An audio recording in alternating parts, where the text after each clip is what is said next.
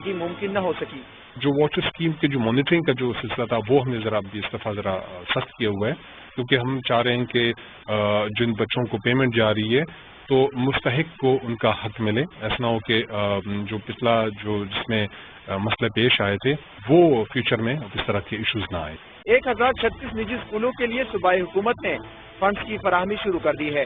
उनकी जो पिछली पेमेंट है वो भी हम क्योंकि हमने कमिटमेंट किया तो वो पेमेंट भी हम उनको साथ साथ दे रहे हैं, लेकिन हमने फर्स्ट हमने ये किया कि हमने इनको एक्सटेंशन दी 6 मंथ की, ताकि ये अपने काम जो है ये कंटिन्यू रखें।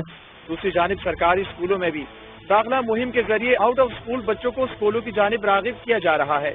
26 लाख बच्चों में हम इस साल तकरीबन 8.5 लाख बच्चों को हम वापस स्कूलों की तरफ लेकर आ चुके हैं, और जो बकाया 18 लाख बच्चे हैं उनके लिए भी हमने तकरीबन 3 इनिशिएटिव्स हमारी सूबाई हुकूमत ने हमने उठाए हुए हैं।